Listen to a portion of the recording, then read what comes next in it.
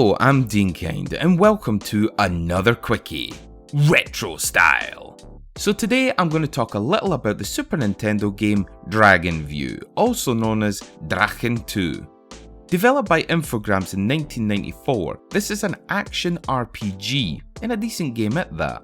I came into this game no expecting much, I just went by the cover and yeah, it looks cool as hell. I have to admit to you guys though, the way I choose games to play isn't a complicated series of events. I either get recommended a game, or I look at the covers. If something looks cool or interesting, I start to play it, and that's it. I know, I've ruined the illusion of Flickering Pixelz being a mega corporation run by business suits, but I needed to be honest with all of you guys because I love you, and I want you to love me back. So you start off by playing as Pixelz.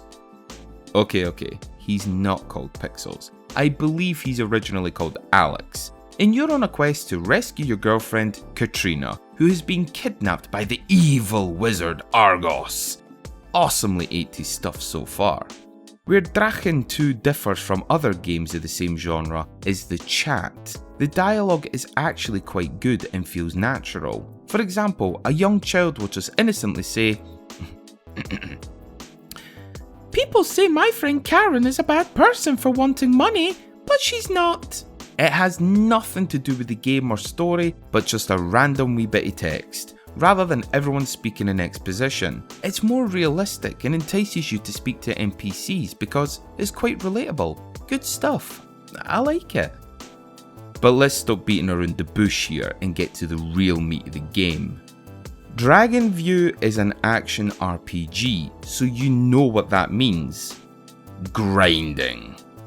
Yes, most RPGs require some sort of grinding, and this game is no different, but isn't as bad as you imagine. Mostly ploughing through the main story mode is enough, but so help you God if you wander somewhere you're not meant to be, your shit will be fucked.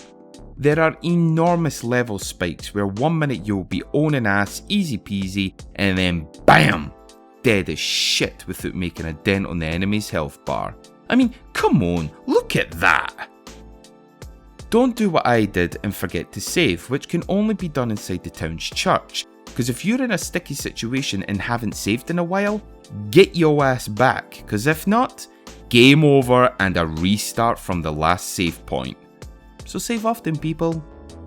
Honestly, kids nowadays with their autosaves, they just don't know the feeling of being ball deep in a long ass dungeon with new weapons, armour etc. and being low on health. It turns hardcore atheists into religious fanatics real quick. You'll be begging and pleading to all the gods saying shit like, "Please, for the love of God, let me get out of here and save for fuck's sake." The graphics are nice and pleasant, pretty good for the SNES. The sprite work is decent enough too, does the job.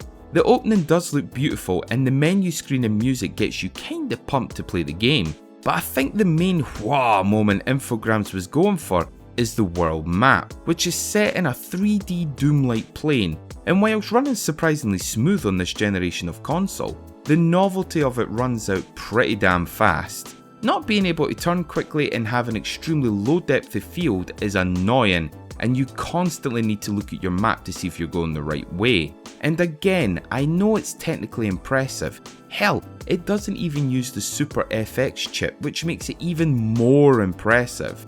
But yeah, after spending an hour or so on the map, you'll just wish you could teleport or have the same map system of a Final Fantasy game instead. And whilst we're on the same subject of the map, that fucking song. Sappy music that's trying to sound epic in scale, but just sounds like a child trying to cover an adventurous Lord of the Rings tune on a badly played flute. Fuck off with that shit. After hours of hearing that bloody map song, I honestly wish I was deaf. Other than that though, still looks pretty damn good. The combat is pretty decent. You always get hit no matter how good you think you are though. I found the best way to take the least amount of damage is to jump around like a crazy guy on crystal meth and swing away. I'm sure there's a better way, but this works for me, so sue me. Here's a gamer's tip. Ignore the stupid boomerang weapon. It's shit. If you throw it and miss, you need to wait what seems like an eternity for it to come back. only to throw it again and miss again, and wait again, which by that time the enemy has hit you numerous times. Stick with the sword and get the power-ups for that weapon. Fuck that boomerang. Speaking of power-ups, this is where you'll come across most of your difficulties.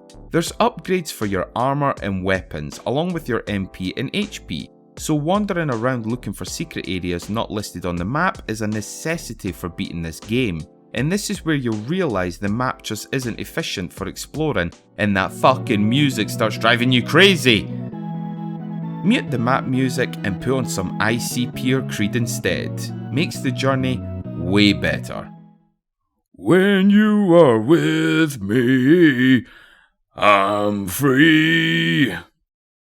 It's a shame I hate the map music so much because the game does have some pretty good songs, such as the aforementioned menu music, Dragon View, Heaven's Blessing, Ice and Snow, Forgotten Ruins, and Rising Heat, which is a map song!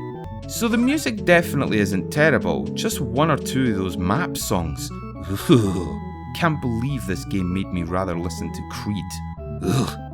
When you are with me, I'm free. Overall, I think Dragon View, or Drakkhen 2, is a pretty decent game. I'm glad I experienced it and had fun with it, even if it cost me my hearing at times.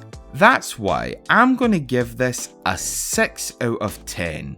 It's decent, but you do die a lot, and after dying for the 40th time because I want to go exploring and level my dude up only to get your ass handed, and then having to restart back at the previous save is a bitter pill to swallow, because it usually means having to travel through that map again and listening to that damn song again.